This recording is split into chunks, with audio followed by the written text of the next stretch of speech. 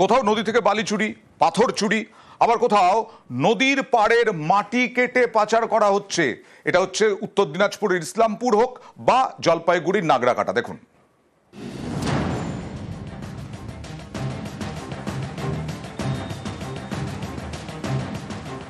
নদীর বুকে নামানো হয়েছে ট্রাক্টর। এই ট্রাক্টরে তোলা হচ্ছে বালি এবং পাথর। নদী পাড়ের মাটিও কাটা হচ্ছে, তারপর পাচার। এ ছবি জলপাইগুড়ির নাগরাকাটার। নাগরাকাটার গা ঘেঁষে বই গিয়েছে জল ঢাকা। বর্ষার সময় নদী থেকে বালি তোলা নিষিদ্ধ করেছে সেচ দপ্তর, কিন্তু নাগরাকাটায় অন্য ছবি। দিনে দুপুরে নদীর বুকে নামানো হয়েছে একের পর এক ট্রাক্টর, তাতে বালি পাথর বোঝাই করে পাচার হয়ে যাচ্ছে। প্রতিনিয়ত এই কাজটা হচ্ছে এবং সেখানে আপনারা জানেন যে সেখানে কোনো রয়্যালটি নেই, সেখান থেকে বালি তোলা যায় না। তারপরেও সরকারি ঘোষণা, শুধু নামেই সরকারি ঘোষণা, প্রশাসনের মদতে, তৃণমূল কংগ্রেসের নেতাদের সৌজন্যে এইভাবে অবাধে লুট হচ্ছে। এটা সারা নাগরাকাটা নয়, সারা জলপাইগুড়ি জেলায় এইভাবে অবাধে লুট হচ্ছে। অবশ্যই জেলা প্রশাসন এটা কড়া পদক্ষেপ নেবে এবং কে বা কাহারা জড়িত এটা খুবই দুঃখজনক যে পুলিশ আরও কড়া পদক্ষেপ নেওয়া উচিত এবং এই ব্যাপারে প্রশাসনের কাছে আমরা আরও হস্তক্ষেপের দাবিও করব।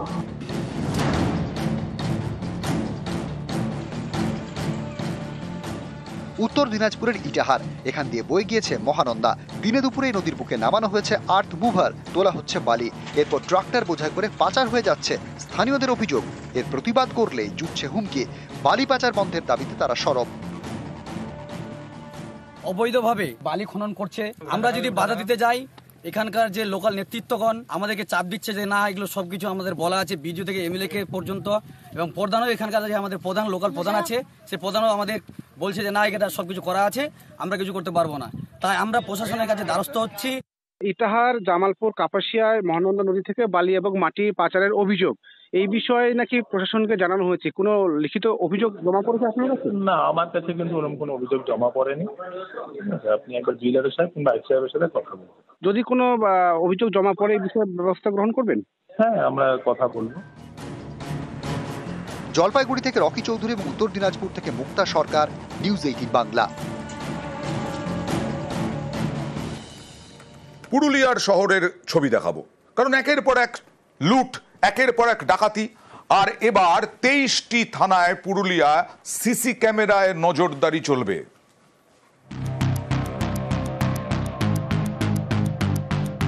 কখনো পেট্রোল পাম্পে আগ্নেয়াস্ত্র দেখিয়ে লুট, কখনো সোনার দোকানে ডাকাতি।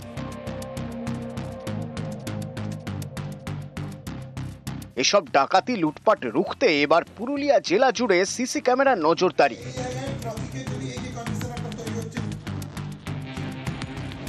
পুরুলিয়া জেলায় মোট 23টি থানা। এই থানাগুলির সব এলাকায় সিসি ক্যামেরা ছিল না।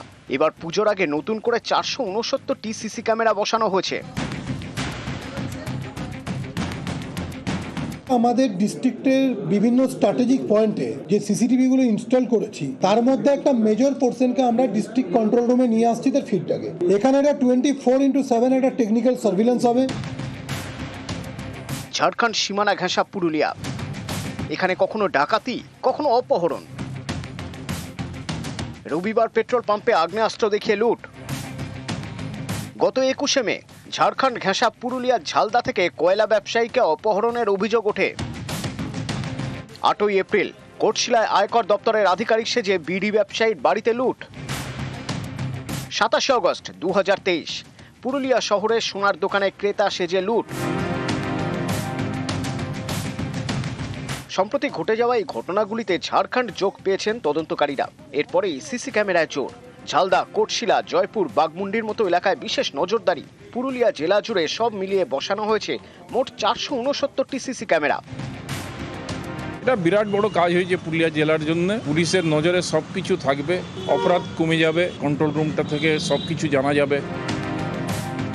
পুরুলিয়া থেকে ইন্দ্রজিৎ মণ্ডল, নিউজ 18 বাংলা।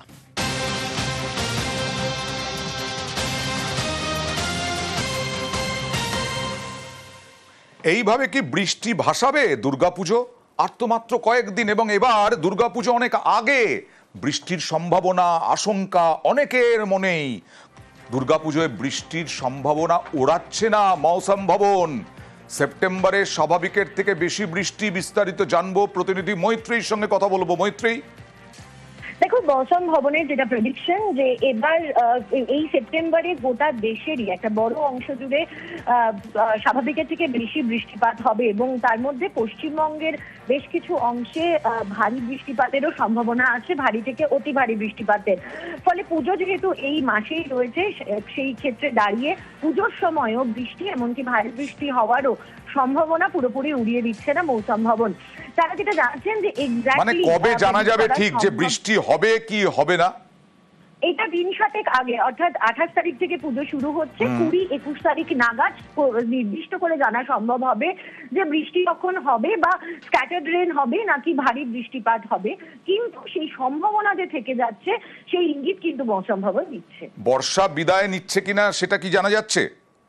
দেখো, এই মাসে অন্ততপক্ষে বর্ষা বিদায়ের সম্ভাবনা নেই। বর্ষা বিদায় নিতে আরো কিছুটা সময় লাগবে বলেই কিন্তু মৌসুম ভবনের তরফ থেকে জানানো হয়েছে। তারা এবার যেটা জানাচ্ছেন যে এবারে যে মনসুন সিজন বা বর্ষা, সেটা কিন্তু স্বাভাবিকের থেকে বেশি এবং সেটা গোটা দেশ জুড়েই স্বাভাবিকের থেকে বেশি বৃষ্টিপাত হচ্ছে।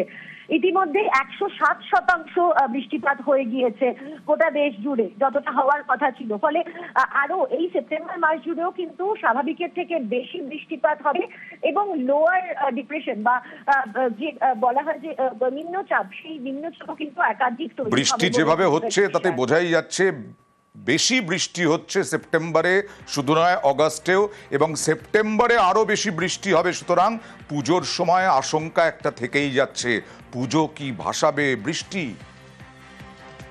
वेस्ट बंगाल की गांगेय क्षेत्र की बात करें, जहां कोलकाता भी आता है, वहां सितंबर महीना में एबोव नॉर्मल रेनफॉल होने का संभावना है।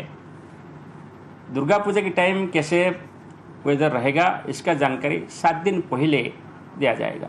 भारत मौसम विज्ञान विभाग के द्वारा सितंबर महीने के लिए जो पूर्वानुमान इशू किया गया है, इसके हिसाब से कंट्री एज ए होल के लिए एबोव नॉर्मल रेनफॉल होने का संभावना है।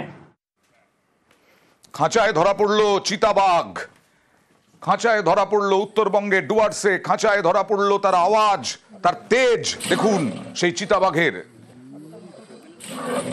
বানারহাটে কলাবাড়ি চা বাগানে ফাঁদে চিতাবাঘ।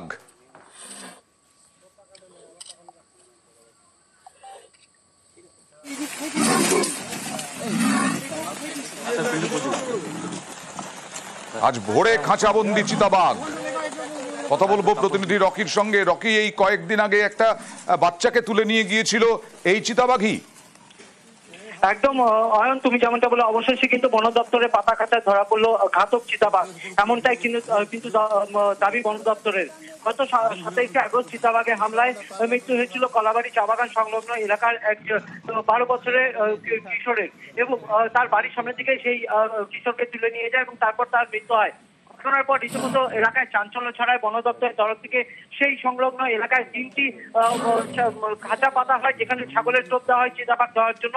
এবং আজ ভোর নাগাদ কিন্তু এলাকার বাসিন্দারা, বাগানের শ্রমিকেরা গর্জন শুনতে পায়, সামনে গিয়ে দেখতে পায় খাঁচার মধ্যে চিতাবাঘ ধরা পড়েছে এবং বন দপ্তর সেখানে নিশ্চয়ই স্বস্তিও পেলেন সাধারণ মানুষ।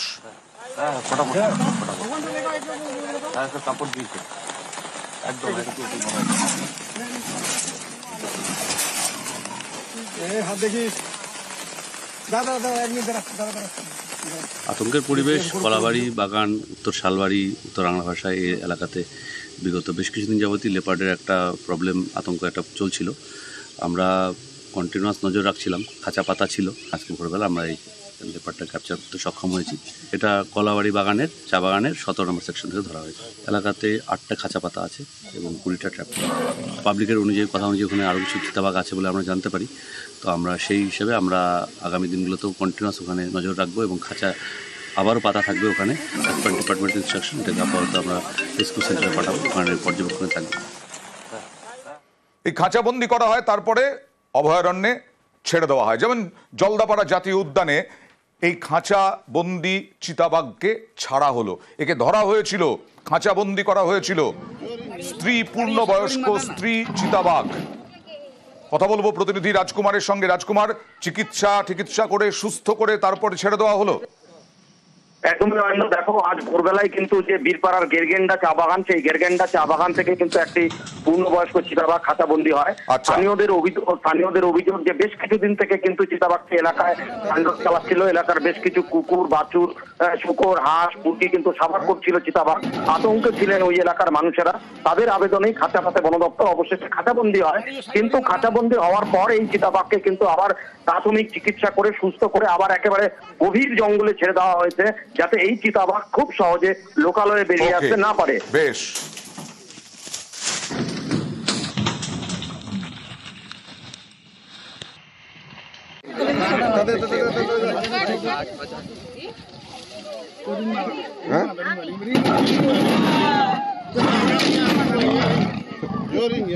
अरे ये साइड रोडिंग मत ना